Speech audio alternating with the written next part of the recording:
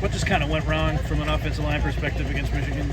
Yeah, I mean, obviously we didn't execute to the standard that we needed to, on multiple different occasions, and whether that was, schematically and communicating our assignments, with mental errors, or whether that was just technique and kind of just getting beat there. There were different things across the board. You talked about helping Elijah in the past.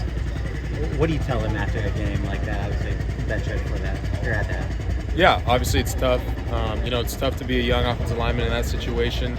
You have some that don't go your way against a good group of players. It's definitely a tough thing, but it's something you got to learn from, something you got to go through, come out on the other side as a better player in person because of it. What is your confidence still, in this line and the young guys on this line that they will be ready and bounce back? Yeah, I mean, the confidence has got to come from our preparation. So it's got to come from another great week of practice. And, I thought we prepared well. And obviously we didn't play well on game day, but it comes back to this practice field.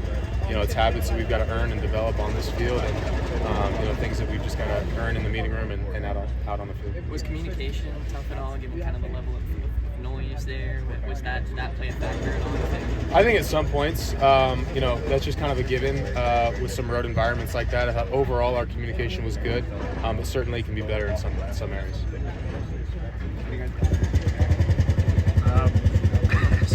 Let me see here. So just what was Josh Henson's message after the game? Yeah, I mean, obviously, kind of like I said earlier, we just didn't execute to the standard that, we needed to in our room, for this offense and for this team. So it's just going back and, again, learning from all those areas, like what was it? Why were those reasons? What are the things that we need to attack each and every day to get better and to execute better for this team? A lot of young guys in that group. How do you make sure that confidence stays high after a game like that? Yeah.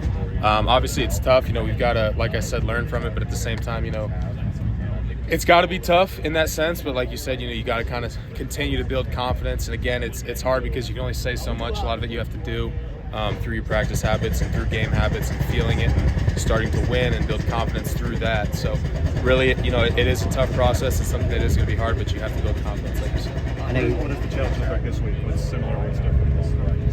Yeah, I mean, we've obviously got to bounce back, have a great week of preparation, regardless of the outcome of last Saturday. Obviously, coaches are, getting us going on this next game plan. Wisconsin's got a good team, so, we've got to attack it every single day and handle it the right way.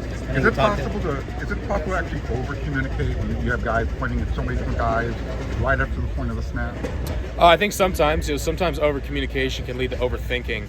But at the same time, especially in like a road atmosphere, you definitely want to make sure that everyone is on the same page, especially if we're getting something that's a little out of the norm. So, I mean, you could say that, but I would say in general, you'd rather be safe than sorry there. I mean, you talked about being a vocal leader more so this season. Mm-hmm. How much does a game like this kind of test you or push you to be more of a leader in this situation? Certainly, yeah. It certainly tests me, and it tests all of our leaders. Obviously, it tests me both as a leader of the offensive line and as a leader of this team to kind of, like I said, respond, grow from it, learn from it, both individually and as a team. It challenges, obviously, whatever I can do as a player and as a leader and as a teammate. What'd you make of Tobias at right tackle and Mason at left tackle? What'd you think of their performances? Super proud of Tobias, being able to step up and handle a moment like that and, do his best, kind of getting thrown into the fire there. Obviously, he's in the same spot. He's got a couple things to learn from and grow from, but I was super proud of his ability to be ready and hop in there and do his job most of the part. He came in pretty raw when he first started here. How have you seen him kind of develop over the course of game time? Yeah, just obviously seen him been really committed. He's made big changes with his body, and he's continued to just grow his football knowledge and his technique and his ability on the field, which has been a good thing to see. Difficult spot for Lonnie just to kind of get subbed in and out at times for him in particular.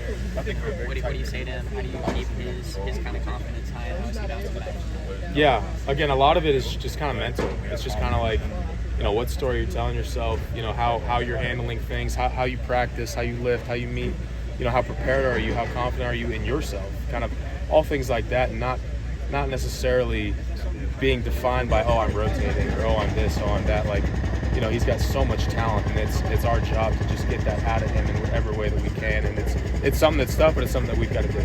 Coach Riley talked about how Michigan, that's probably the toughest spot for your offensive line group the rest of the way. Is that something you guys talked about, like, hey, this was really tough, but we're probably not going to face an environment like that again this year? I mean, it's you know, in a sense that that was a great atmosphere, and that was against some really good players. But at the same time, you know that there's challenges every single week that we've got to be ready for and that we've got to be better for.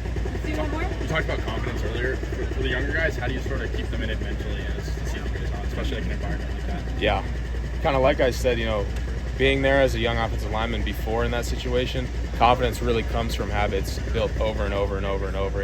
It's hard to get yourself out of a rut with one play.